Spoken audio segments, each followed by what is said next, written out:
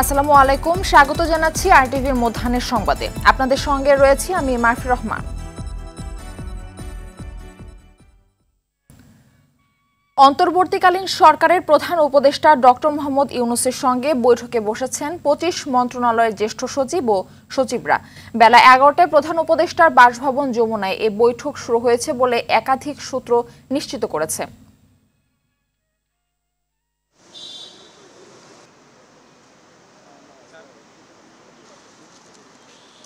সামনে দাঁড়া থাকলে আমরা ছবি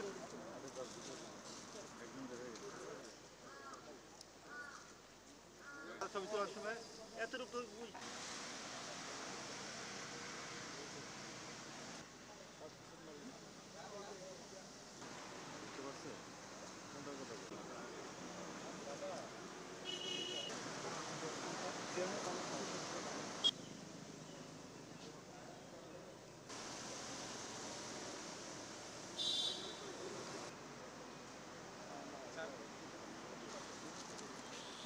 সামনে দাঁড়া থাকলে আমরা ছবি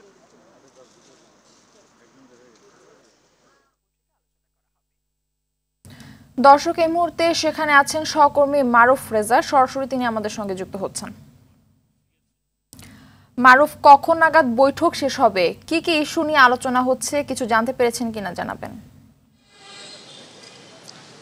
মারফি, আপনি জানেন যে অন্তর্বর্তীকালীন সরকার এই সরকার গঠনের পর প্রথমবারের মতো প্রধান উপদেষ্টা ডক্টর মোহাম্মদ ইউনূস তার যে অধীনে ২৫টি মন্ত্রণালয় রয়েছে সেই মন্ত্রণালয়ের সচিবদের সঙ্গে কিন্তু তিনি বেলা ১১টার দিকে বৈঠক শুরু করেছেন। আপনি যেটি জানাচ্ছিলেন, মূলত হচ্ছে যে অন্তর্বর্তীকালীন সরকারের দায়িত্ব নেবার পর থেকেই কিন্তু এই সরকার কিছু সংস্কারমূলক কাজ করে যাচ্ছেন দ্রুত, এবং তারই অংশ হিসেবে কিন্তু এখানে এই যে তার অধীনে যে ২৫টি মন্ত্রণালয় রয়েছে তাদের সেই জ্যেষ্ঠ সচিবদের তিনি দেখেছেন। নিশ্চয়ই আগামীতে এই সরকারের পথ চলায় কী ধরনের তারা পরিকল্পনা করছেন, কিংবা অতীতে যে কাজগুলো হয়েছে সেটার আপডেট দিয়ে বা কী, সেগুলো নিশ্চয়ই তিনি সচিবদের সঙ্গে শুনবেন, এবং আগামীতে যে রূপরেখা তৈরি করতে যাচ্ছে এই সরকার, সেই সরকারের অধীনে কিভাবে কাজগুলো সুষ্ঠুভাবে করা যায় সেইগুলো বিষয় নিয়েও নিশ্চয়ই আলোচনা করবেন প্রধান উপদেষ্টা। তিনি নিশ্চয়ই তাদেরকে দিক নির্দেশনা দিবেন। আপনি জানেন যে এই অন্তর্বর্তীকালীন সরকারের মূল লক্ষ্য কিন্তু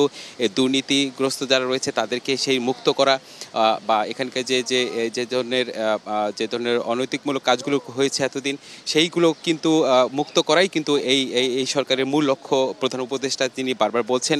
হয়তোবা সেই ধরনের দিক নির্দেশনা নিশ্চয়ই তার যে অধীনে ২৫টি মন্ত্রণালয় রয়েছে সেই মন্ত্রণালয়ের সচিবদের তিনি সেই দিক নির্দেশনাগুলো দিবেন, এবং সেই মোতাবেক কোনো কাজ হবে। আপনাকে আরেকটি বিষয় জানিয়ে রাখি যে সকাল 10:30টার সময় এখানে কিন্তু সেনাপ্রধান ওয়াকারুজ্জামান তিনি এসেছিলেন। তার সঙ্গে একটি বৈঠক শেষে উনি 11:15 কিন্তু এই রাষ্ট্রীয় অতিথি ভবন যমুনা থেকে বের হয়ে যান। এই মুহূর্তে হচ্ছে সচিবদের সঙ্গে প্রধান উপদেষ্টার বৈঠক চলছে। পরবর্তী সংবাদে আমরা কিন্তু জানিয়ে দিতে পারবো আসলে কী ধরনের দিক নির্দেশনা দিলেন তিনি তার অধীনে যে থাকা যে 25টি মন্ত্রণালয় সেই সচিবদের, কী ধরনের নির্দেশনা দিলেন আগামী পথ চলায় কীভাবে কাজ করতে পারে একসঙ্গে সেই বিষয়ে। মারফি, আমার কাছে এখন আমরা অপেক্ষায় আছি, নিশ্চয়ই আপনার মাধ্যমে পরবর্তী সংবাদে দেশবাসীকে জানাতে পারবো। মারফি, আমার কাছে এখনকার ছিল এতটুকু খবর। মারুফ, আপনাকে ধন্যবাদ। এদিকে সম্প্রতি সংখ্যালঘু সম্প্রদায়ের বাড়িঘর, ব্যবসা প্রতিষ্ঠান ও উপাসনালয়ে হামলার বিষয়ে বিস্তারিত জানতে আজ দেশের সংখ্যালঘু সম্প্রদায়ের প্রতিনিধিদের সঙ্গে বৈঠকে বসবেন প্রধান উপদেষ্টা ডক্টর মোহাম্মদ ইউনূস। রোববার পররাষ্ট্র মন্ত্রণালয় গণমাধ্যমের সাথে মতবিনিময় সভায় এ কথা জানিয়েছেন পররাষ্ট্র উপদেষ্টা মোহাম্মদ তৌহিদ হোসেন। রাজনৈতিক পট পরিবর্তনের সাথে সাথে দেশের বিভিন্ন স্থানে সংখ্যালঘুদের উপর হামলার ঘটনা ঘটে। এর সুনির্দিষ্ট কারণ অনুসন্ধান, বিস্তারিত জানা ও সমাধানের উপায় খোঁজার লক্ষ্যে এই বৈঠক বলে জানিয়েছেন সংশ্লিষ্টরা।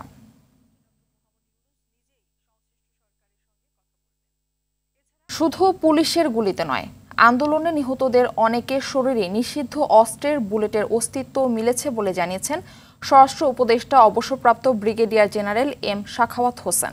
সকালে সম্মিলিত সামরিক হাসপাতালে আহত আনসার সদস্যদের দেখতে গিয়ে এমন উদ্বেগ প্রকাশ করেন তিনি। আগামী সোমবারের মধ্যে এসব অস্ত্র জমা না দিলে কঠোর ব্যবস্থা নেওয়ার হুঁশিয়ারি দেন তিনি।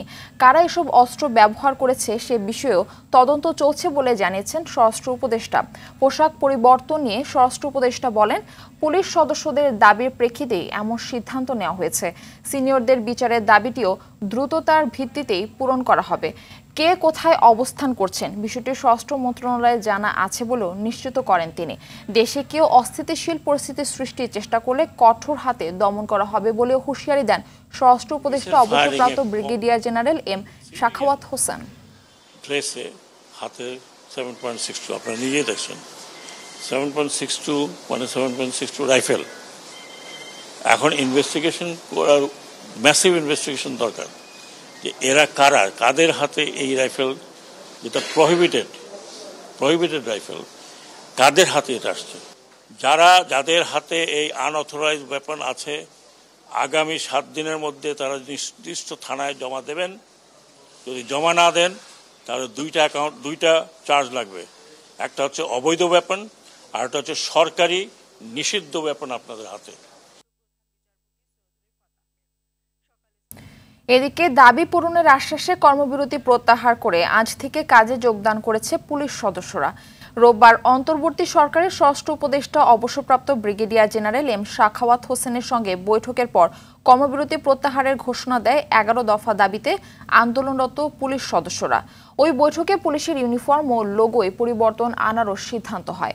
সম্প্রতি শিক্ষার্থীদের আন্দোলনকে কেন্দ্র করে বেশ কয়েকজন পুলিশ সদস্য নিহত ও আহত হয়েছেন। পাশাপাশি দেশের 450টি থানায় হামলা করে দুর্বৃত্তরা। এরপর থেকেই কর্মবিরতি পালন করে পুলিশ সদস্যরা।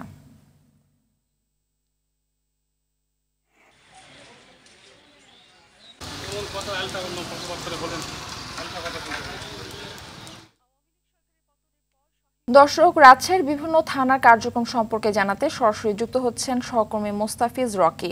মোস্তাফিজ, রাজশাহী থানার চিত্র কেমন দেখছেন? রাজশাহী থানাগুলো কি কার্যক্রম শুরু করেছে জানাবেন।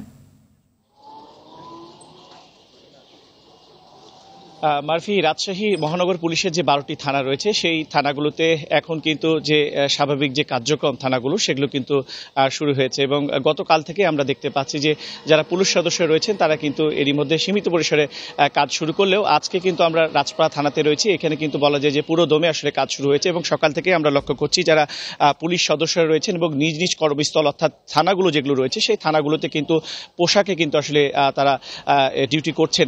আর কিছুক্ষণ আগেও আমি রাজশাহী যে সিএনবির মোড় রয়েছে সেখানে আমি ঘুরে আসছি এবং সেখানেও দেখেছি যারা ট্রাফিক পুলিশ রয়েছেন তারাও সেখানে দায়িত্ব পালন করছেন এবং সার্জেন্ট যারা রয়েছেন তারাও কিন্তু দায়িত্ব পালন করছেন। এবং থানাতে সকাল থেকে আমরা দেখতে পাচ্ছি যে এই 12টি থানার মধ্যে যারা সেবা প্রত্যাশী রয়েছেন তারা কিন্তু থানাতে আসছেন এবং সেবা কিন্তু গ্রহণ করছেন।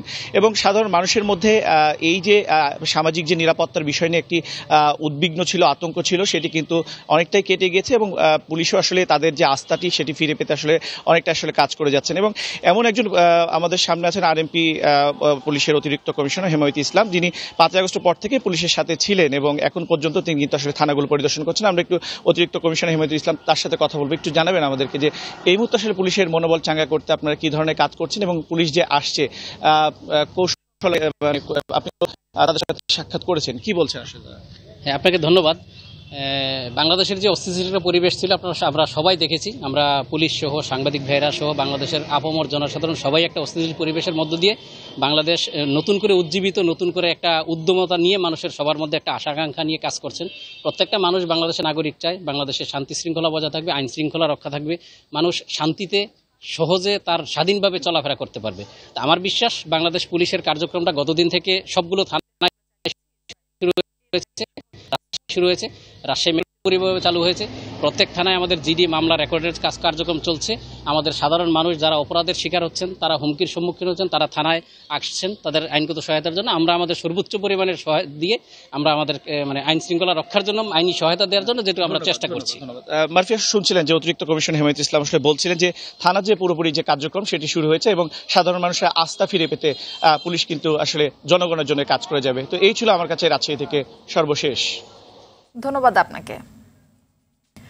প্রায় 1 সপ্তাহ বন্ধ থাকার পর রাজধানীর বেশিরভাগ সড়কে দায়িত্ব পালন করতে শুরু করেছে ট্রাফিক পুলিশ। গেল 5 আগস্টের পর রাজধানী ছিল পুলিশ শূন্য। সে সময় সড়কে ছিল না কোনো ট্রাফিক পুলিশ। ট্রাফিক পুলিশের অনুপস্থিতিতে এ কয়দিন দায়িত্ব পালন করেছে বিভিন্ন স্কুল কলেজের শিক্ষার্থীরা। রোববার অল্প পরিসরে ইন্টারকন্টিনেন্টাল সিগন্যাল থেকে জাহাঙ্গীর গেট পর্যন্ত কাজ শুরু করে ট্রাফিক পুলিশ, তাদের কার্যক্রম শুরু করে।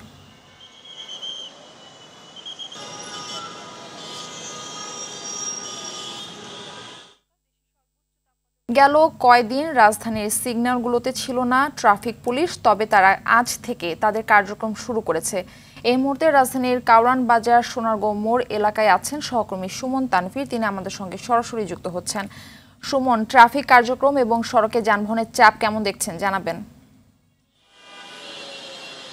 প্রথম কথা হচ্ছে 5 আগস্টের আন্দোলনের পরে কিন্তু আসলে এই আজকের দিনটির অপেক্ষায় কিন্তু অনেকেই ছিল, কারণ আন্দোলনের অনেক কিছু পরিবর্তন হলেও সবচেয়ে বেশি আশঙ্কা কিংবা শঙ্কার যে জায়গাটি ছিল যে পুলিশ সদস্যরা কিন্তু আসলে মাঠে ফিরছিলেন না। এবং আমরা জানি যে রাজধানী হচ্ছে একটি যানজটের শহর, এবং এই যানজটের শহরে যখন ট্রাফিক পুলিশ আসলে দায়িত্ব পালন করে তখনই কিন্তু কি পরিমাণ যানজট আসলে পোহাতে হয় এই রাজধানীতে যারা বাস করে তারা কিন্তু সেটি খুব ভালোভাবেই জানে। তো সেই শহরে আসলে 5 তারিখ দুপুরের পর থেকে আজকে পর্যন্ত ট্রাফিক পুলিশের উপস্থিতি ছিল না। এটি হয়তো ইতিহাসে এক সময় যখন আসলে এই রাজধানীবাসী আসলে এটি ইতিহাসে পড়বেন তখন কিন্তু তাদের কাছে আসলে অবাক লাগবে যে আসলে কিভাবে সম্ভব ছিল এই 4-5টি দিন 7টি দিন আসলে কিভাবে চলেছে। আমরা জানি, আমরা খবরেও দেখাচ্ছিলাম, প্রতিটা দিন দেখাচ্ছিলাম এই সংকট মুহূর্তে কিন্তু আমরা দেখেছিলাম যে ছাত্ররা কিন্তু আসলে প্রত্যেকটি সিগনালে কিন্তু এসেছে এবং যার যার জায়গা থেকে দাঁড়িয়েছে এবং তারা তাদের জায়গা থেকে সর্বোচ্চ দায়িত্ব পালন করেছে। আজকে আমি এখন যে পয়েন্টটিতে আছি কাউরান বাজার মোড়, এই কাউরান বাজার মোড়ে যে সদস্যরা আছেন সেই সদস্যদের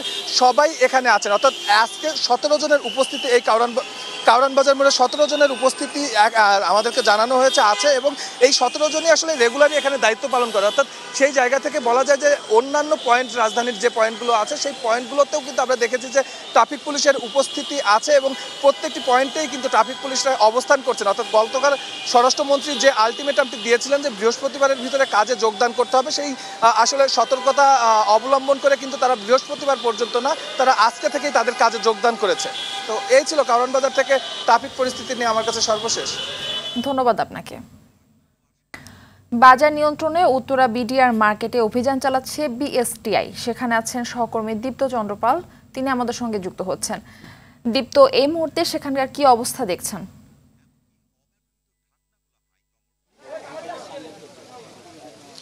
মারফি, আমি এখন রয়েছি উত্তরা বিডিআর মার্কেটে। এখানে কিন্তু সকাল থেকেই যে বিএসটিআই কর্মকর্তা এবং মহাপরিচালক রয়েছেন তারা কিন্তু বাজার পরিদর্শনে এসেছেন এবং বাজারের যে দাম, নিত্যপণ্যের দাম আসলে নিয়ন্ত্রণে আছে কিনা, তারপর ওজনে কম দিচ্ছে কিনা, সব মিলিয়ে আসলে তদারকি করছেন। এখানে রয়েছে বিএসটিআই তার সাথে আমরা যদি একটু কথা বলি। মহাপরিচালক, আপনারা বাজার মনিটরিং করছেন, কোনো অসঙ্গতি পেলেন কিনা এখন পর্যন্ত?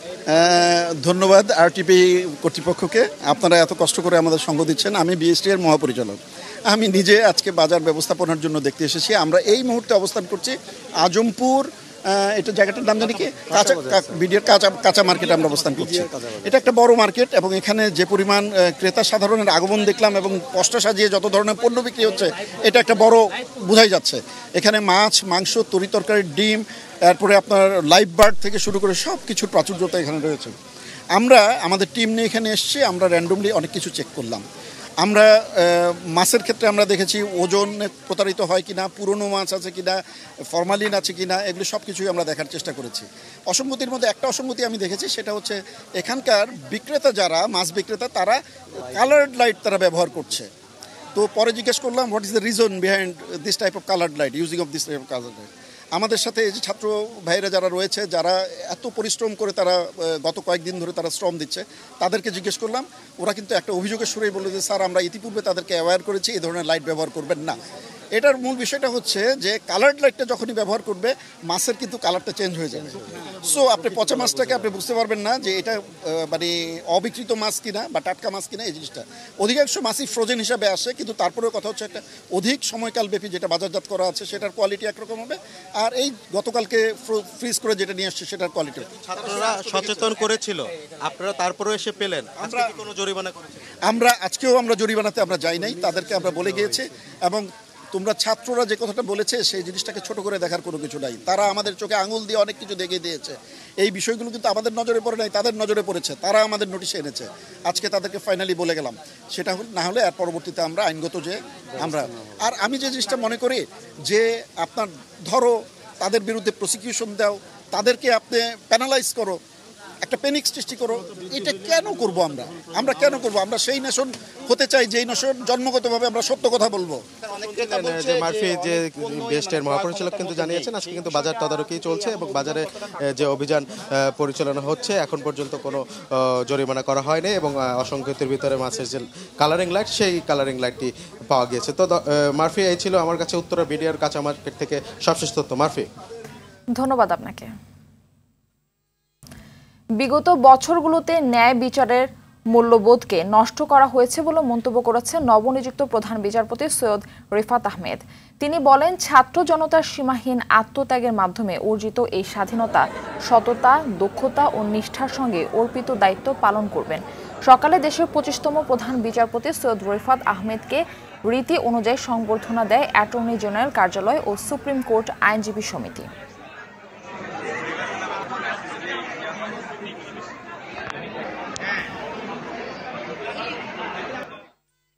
মধ্যাহ্নের সংবাদ এ পর্যন্তই। সবশেষ সংবাদ জানতে যে কোনো মোবাইল ফোন থেকে 2414 নম্বরে ডায়াল করুন।